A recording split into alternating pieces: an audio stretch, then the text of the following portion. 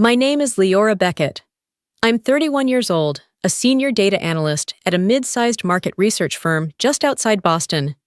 I live alone by choice, in a small but bright apartment filled with books, clean lines, and silence. I like things orderly, predictable, safe. My family is the opposite of that. They're the kind of people who perform their lives like a stage play, beautiful, curated, and full of lines they've rehearsed their whole lives. I was never quite part of the script. Maybe it was the vitiligo. Maybe it was the fact that I never smiled wide enough for their Christmas cards. Either way, I grew up knowing my place. Out of focus, off to the side, wearing makeup thick enough to crack under heat lamps. But I played my part. I studied hard, worked harder, kept my head down, and made a quiet life for myself. I even learned how to carry their silence like a badge of honor. Until the day my younger sister Delaney called me, crying, asking for help paying for her wedding. That was 3 months ago. I said yes. I paid for the venue, the catering deposit, the flowers, the photographer, the DJ. I didn't do it for thanks. I knew better. But I thought maybe, just maybe, this would be the moment I was finally seen. Then came the rehearsal dinner. At a private restaurant, surrounded by crystal glassware and linen napkins, I was introduced to my sister's soon-to-be in-laws, not as her sibling, but as the family nanny. And when the server asked if the nanny would prefer the kids' meal or the adult option, I didn't speak. I just looked down at my plate, my hands trembling over silverware I paid for.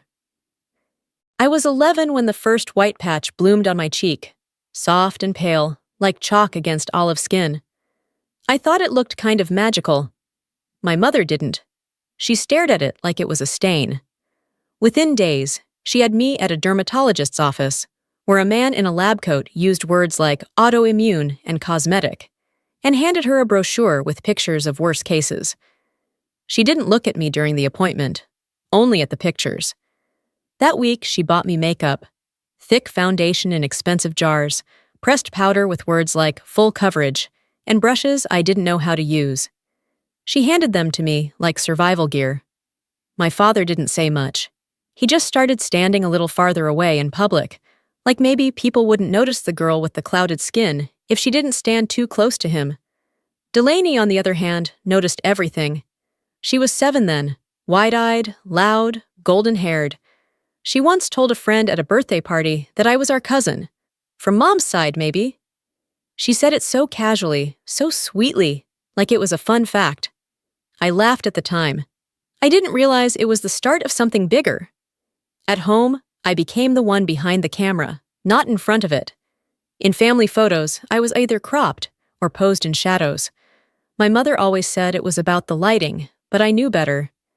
In school, I learned how to shrink, how to keep my hands down, my answers short, my tone soft. People stared. Some asked if I was contagious. Others just looked away. By high school, I had stopped expecting to be invited into anything. Conversations, car rides, group pictures.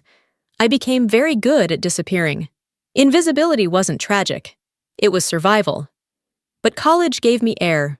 I moved 2 states away, stopped wearing heavy makeup, and found people who looked me in the eye when they spoke. I learned to be confident, quiet, and self-sustaining. I stopped needing my family. At least, that's what I told myself. So when Delaney called, asking for help with her wedding, I was caught off guard. She said she needed support. She said I was the only one she could trust. And after everything, I said yes, because deep down, a part of me still wanted to be seen. Delaney had always been good at asking for things without really asking. It was her gift. Making you feel like helping her was your own idea. When she called about the wedding, her voice trembled just enough to sound real. "I'm so stressed, Leora," she said. "Matthew's family is, Connecticut money.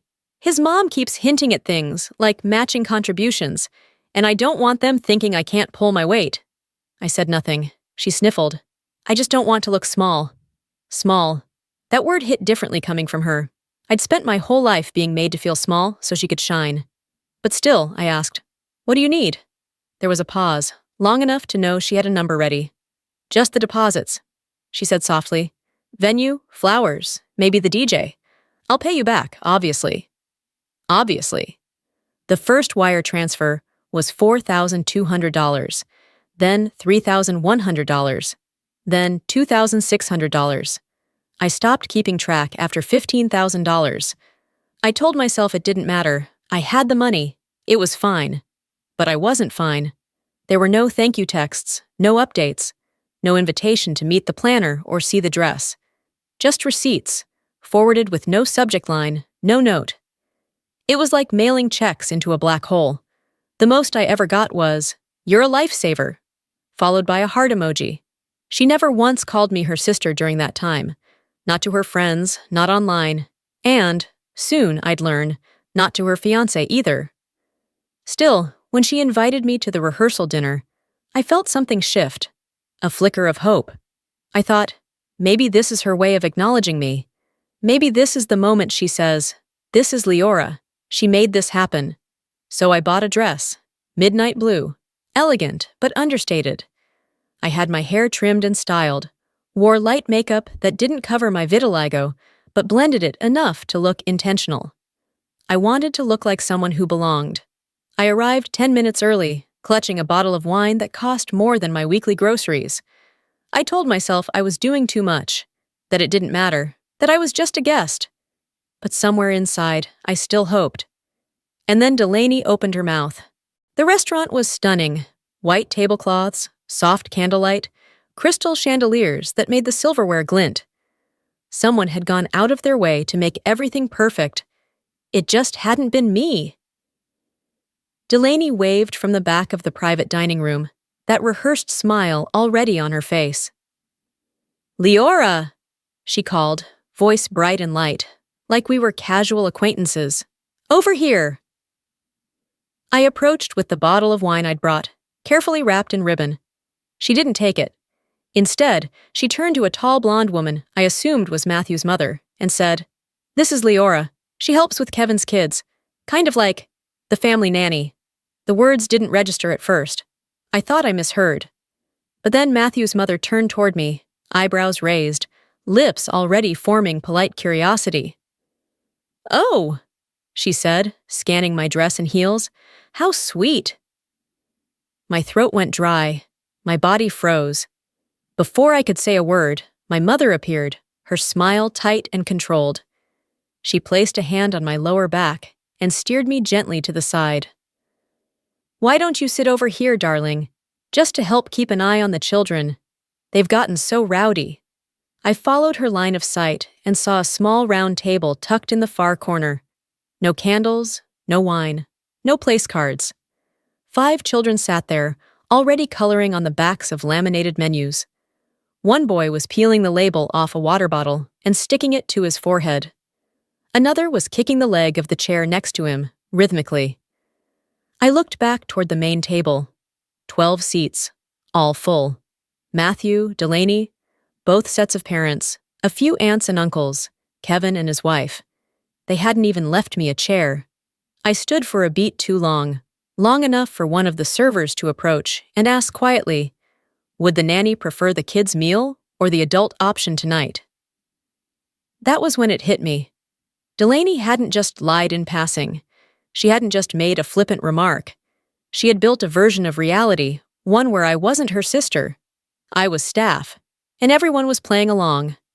I walked slowly to the kids' table, sat down next to a little girl in a tulle dress who looked up at me and said, "You don't look like a nanny. Our last one was older and grumpier." I forced a smile. "I'm new," I said quietly. A pea bounced off my plate. A boy laughed.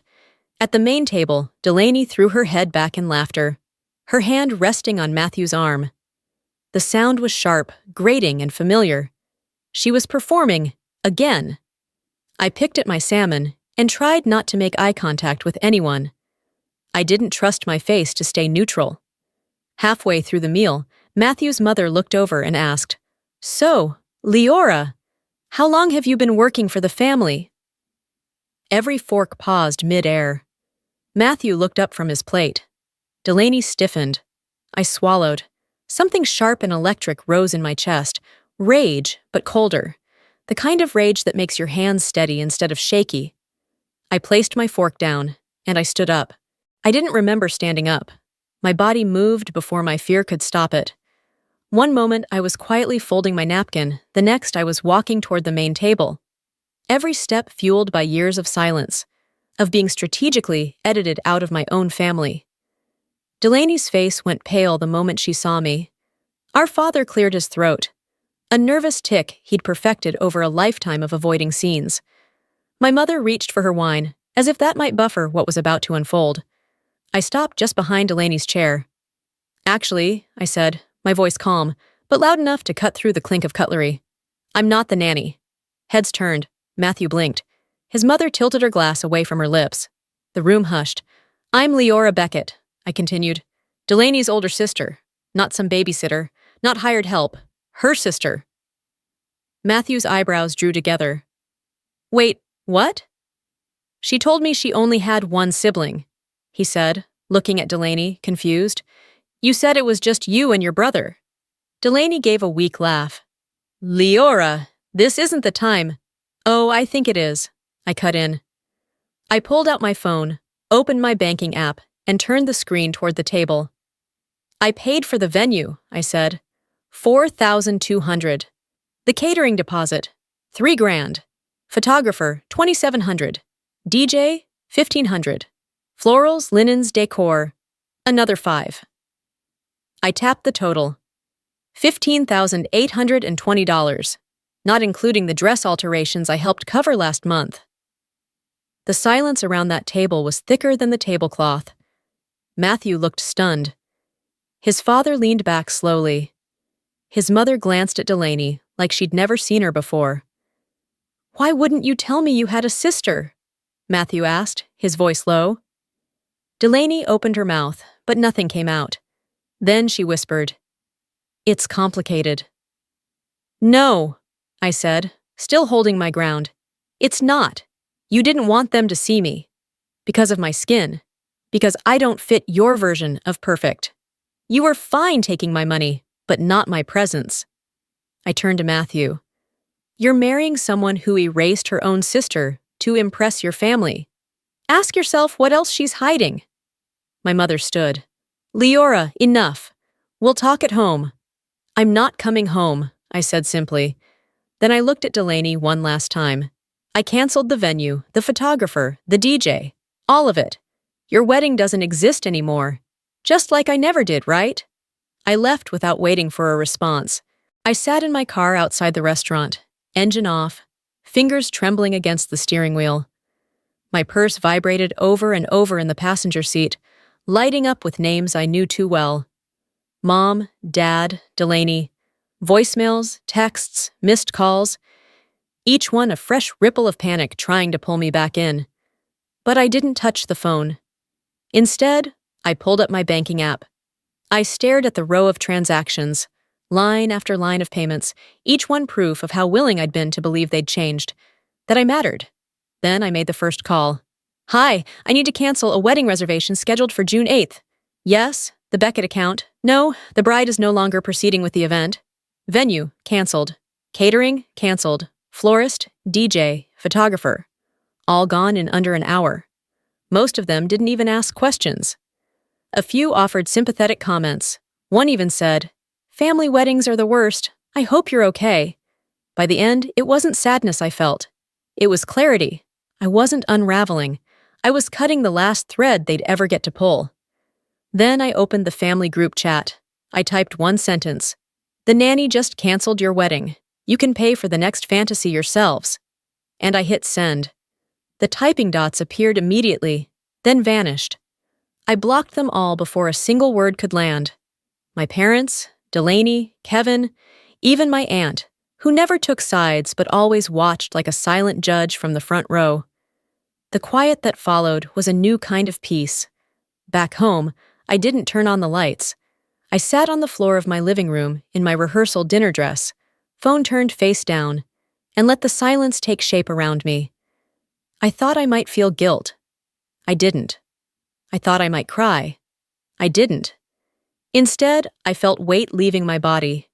Years of being the afterthought, the hidden daughter, the unspoken name in family introductions, all of it peeling off like a second skin I never asked to wear. They had rewritten me into a version of themselves they could stomach.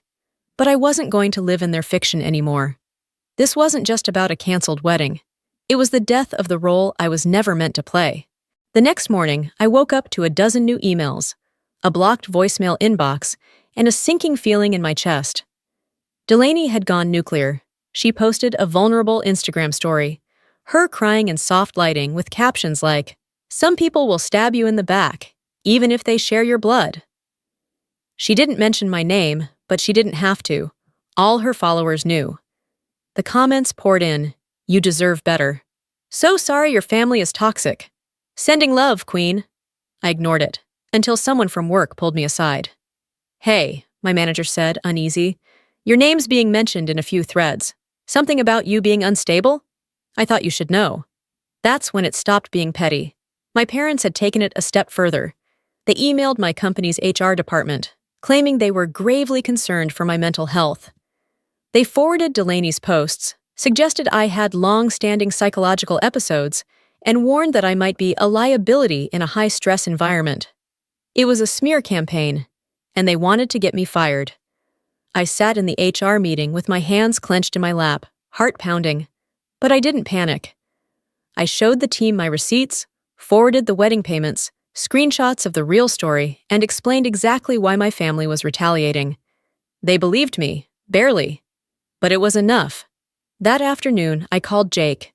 Matthew's older cousin, a quiet but direct corporate lawyer, had sent me a kind message the week before, saying, "You were the only person in that room who told the truth." I asked him if he'd help me write a cease and desist. He didn't hesitate. Together, we drafted legal letters to Delaney and my parents. Cease all defamatory posts. Refrain from contacting my workplace. Retract existing statements. Or face defamation action. Jake also brought up something else. Delaney had reserved a new wedding venue using his name and his personal info. She'd assumed he wouldn't notice. But the planner called to confirm the final payment. Over $22,000. That wasn't just desperation. That was fraud. "I'm pressing charges," Jake said flatly. "I don't care what she tells people. She's crossed a line." I nodded. For the first time, someone else in this mess wasn't asking me to forgive. He was asking how to hold them accountable. I changed my locks, reported the threats, kept a folder of every message, every lie, every attempt to make me disappear again. This time, I wasn't shrinking back into silence. This time, I was documenting everything. 2 weeks later, I met my parents at a neutral cafe halfway between their neighborhood and mine. Jake came with me, not as a lawyer, but as a witness. They looked tired. My mother wore sunglasses indoors. My father kept glancing at the door like he wanted to bolt. Neither asked how I was. "We want to resolve this as a family," my father began. "Without lawyers, without drama." "You should have thought of that before trying to destroy my career," I replied. My mother sighed. "We just didn't want people to judge you." "They didn't," I said, leaning forward. "You did. You judged me every day of my life. For my skin, for my quiet, for not fitting your aesthetic. They asked what I wanted. I told them. A public apology. A retraction letter sent to my company. Proof that they would stop weaponizing my existence. They hesitated, flinched at the word public. But Jake calmly reminded them that Delaney's fraud case was still pending, and that I wasn't the one who escalated this. They folded. 2 days later, a stiff apology was posted to their Facebook page. A retraction letter was emailed to HR. Delaney, under legal pressure, took a plea deal. Probation, restitution, and mandatory counseling. She hasn't spoken to me since. Kevin, our brother, reached out weeks later. Said he was sorry. Said he never knew how bad it was. I wasn't sure how much of that I believed, but I appreciated the gesture. Jake and I kept talking, kept laughing, and eventually, we started dating. He didn't fall for me because I fought back. He fell for me because I stopped hiding. And I finally realized I was never the family embarrassment. I was their unfinished truth, and I wasn't going to be quiet about it anymore.